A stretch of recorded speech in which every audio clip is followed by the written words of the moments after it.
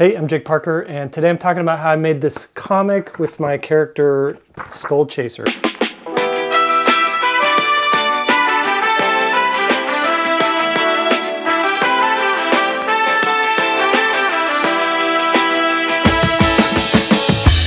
All right, so it's been a minute since I made a YouTube video. Just had a really busy year, and honestly, these things take some time to do, and I've been focusing on other projects, but things are finally opening up now that I can spend a little more time on YouTube videos, and I kind of want to pick up where I left off.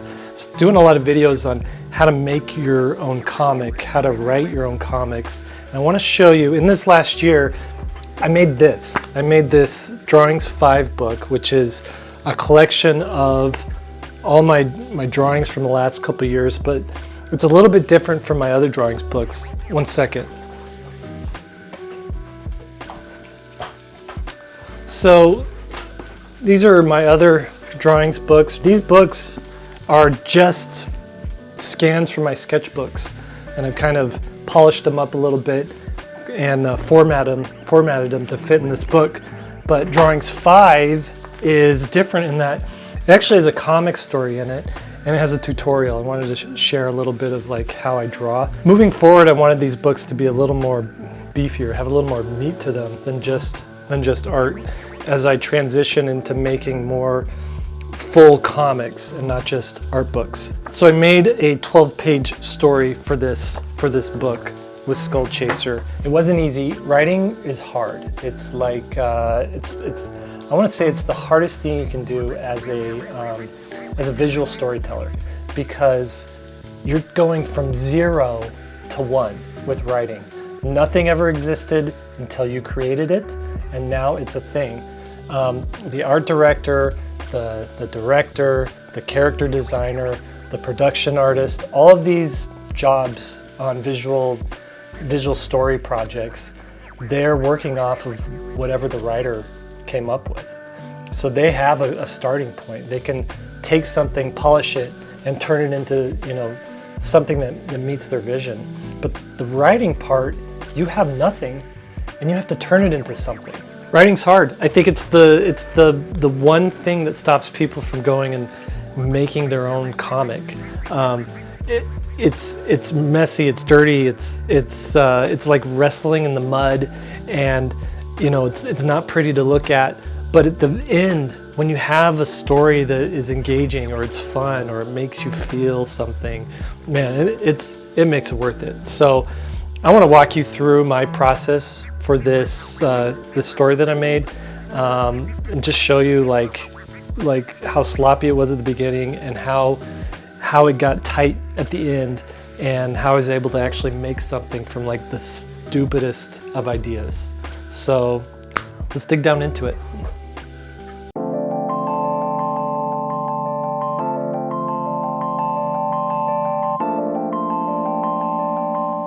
All right, step 1 is idea capture.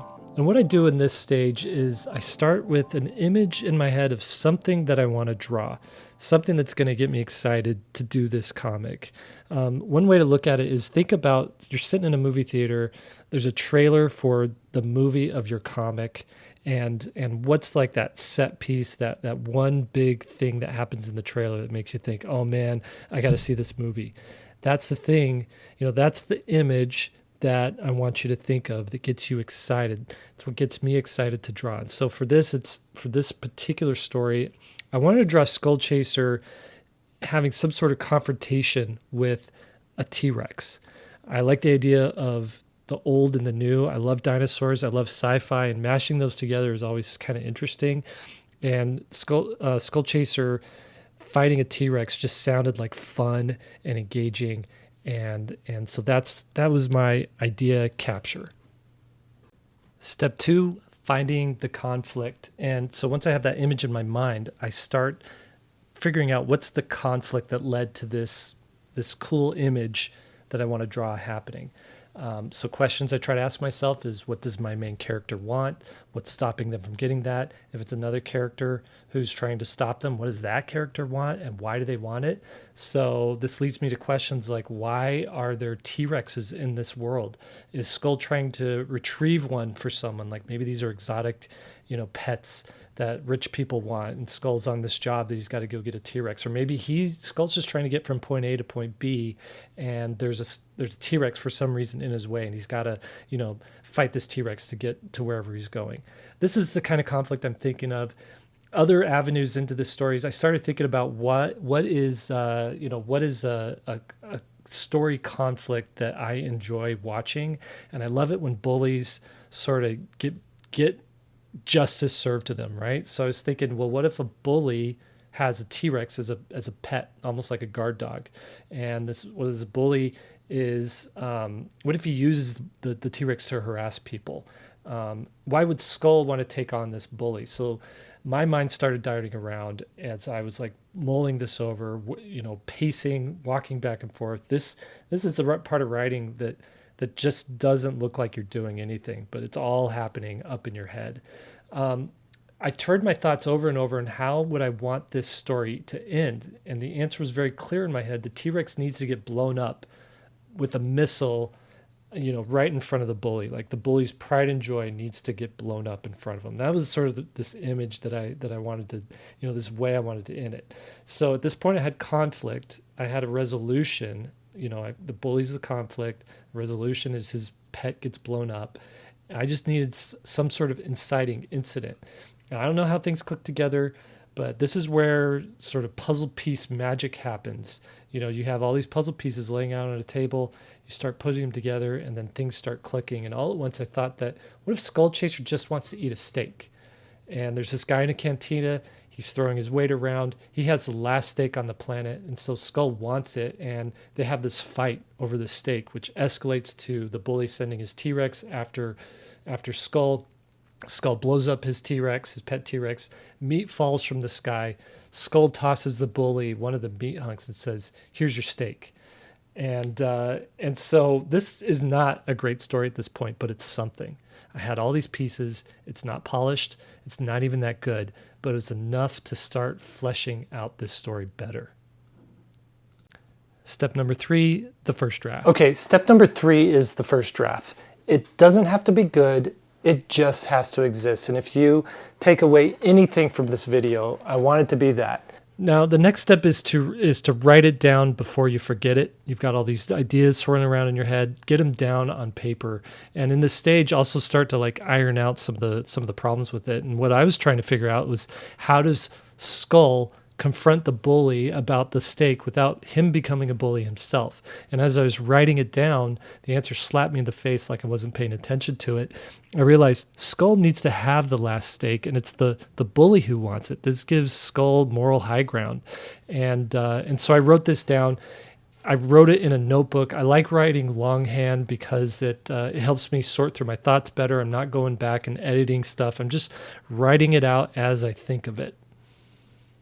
Step 4, work on the rough parts. I liked my middle. I loved my ending, but that beginning, it was rough. This story needs to be tight, and I just had a hard time deciding where to begin it. Does it start with Skull looking for a joint to eat? Does it start with him ordering the steak? Does it start with him already eating the steak? It just felt bulky. I figured thumbnailing it out in my sketchbook would help me streamline it. So I mulled it over for about a week. The fight over the steak, again, it felt clunky. Having there be only one steak felt contrived. Showing the bully actually being a bully just felt like pedestrian.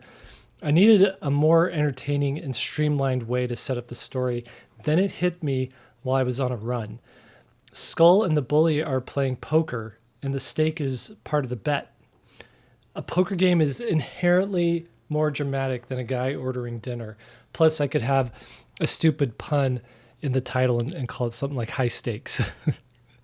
All right, so what's cool about a poker game is things actually escalate naturally with a poker game instead of them fighting over a steak. I had it. It was time to move to the next phase.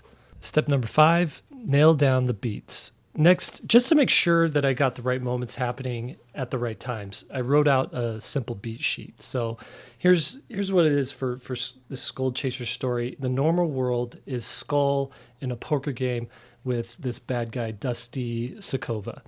Skull wins, and then he takes the pot of the poker game. The inciting incident isn't until Dusty confronts Skull and demands that he wants his money back, accuses him of cheating. So the break into Act 2 is Dusty's remote-controlled T-Rex attacks Skull. And the idea is that, instead of a trained T-Rex, he's got this remote-controlled one, and that's how he tells the T-Rex what to do. The midpoint is when Skull, fighting back the T-Rex, trying to shoot at it, he realizes his blaster is ineffective, and that he can actually beat the T-Rex with one of his missiles that are on his ship.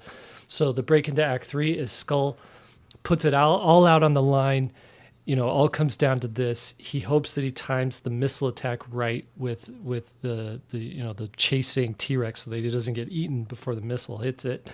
The climax is when the T-Rex explodes and smoldering chunks of meat rain down. And the resolution is Skull picks up one of these pieces of meat, he tosses it to Dusty, and he says, "Here's your steak."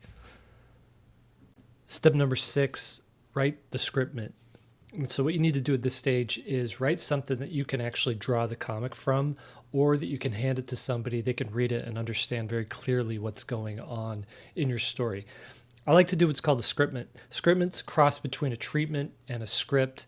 A treatment is like a prose version of the main story beats and the character arcs of your story, kind of written like a book.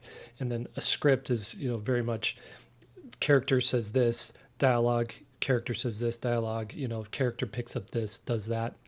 Very much about, step by step of the action. Once you've got it all written out, realize it's not final yet. You're still going to make some revisions. When you start drawing it, you're going to realize, oh, this is, this part needs to be condensed, or this part's too short. I need to lengthen it out. But at the end of it, you just need to have a document that you can work from or share with somebody. Step number 7, review with the Story Trust. Now, Story Trust is a small group of people who you trust to give you good, honest feedback. They don't pull punches, and they work in your best interest. Once I have the story, the best place that I can get it on my own, I share it with these friends. So my Story Trust is a couple of guys I've known for years. One I met in high school. The other I met about 10 years ago when I started teaching college classes, and he was just graduating from college. Both of these guys are excellent writers, and they know their stuff. Their notes, the notes that they give me, they carry weight. So I heard back from them. Both of them had concerns about Skull Chaser killing an innocent T-Rex, and they both felt like the ending didn't really correlate with the beginning. The story didn't reveal anything about Skull's character. So maybe your story, doesn't need to have like an arc, a character arc, but something about your character's nature should be revealed in each story. And after I spent a couple hours on the phone talking with them separately, I didn't want their thoughts influencing each other. I came to a couple aha moments, and I decided there's some changes I needed to make. Step number 8, revise and polish. So here's a couple of changes that I knew I needed to make to my story. Number 1, the bully, Sakova is his name. He starts out as a little reptile guy, but when he gets angry, he erupts in like this incredible Hulk-style version of a T-Rex. This way, when Skull kills the T-Rex, he's not just like killing an innocent T-Rex. He's killing this sociopathic monster who deserves a missile to the mouth. And number 2, after he kills Sakova in T-Rex form, we cut to a scene of Skull on another planet, and he's delivering the stakes and the money that he won from the poker game to an alien. And he says to the guy, "Here's the payment in full, stakes and cash. That should clear my debt." The alien replies, "We're even, Skull. Nice to know there's at least one guy in this galaxy who's honest." Skull walking away, he lifts his hand to wave, but he doesn't notice something fall out of his glove. And the last shot of the comic is a close-up of there laying on the ground is an ace of spades. So now I have this ending that correlates directly with the actions that I set up at the beginning. There's a reason that I'm telling you this story, other than it's just mindless, mindless diversion. The reader comes away knowing a little bit more about Skull, who he is, why he does what he does, and that things with him aren't always as they seem. All right, that's it. That's how I wrote this Skull Chaser story. You got to see the good, the bad, and the ugly of this whole writing process. And from here on out, once I have that writing done, I can go draw the comic, I can make it, I can publish it, and that's what I did. Like I said, it's in this book. This book is available in my shop right now if you want a copy of it. I hope you got something out of this video. Whatever it is that you're making, I hope that something in this inspires you to go create. If you're making comics, I hope something in there inspires you to sit down and write your comic and get that thing made. We need more voices. We need more people with different backgrounds sharing their stories. And it's never been a better time for you to make your comic, write it, and put it out into the world. All right, I'm calling this one done. Catch you guys later.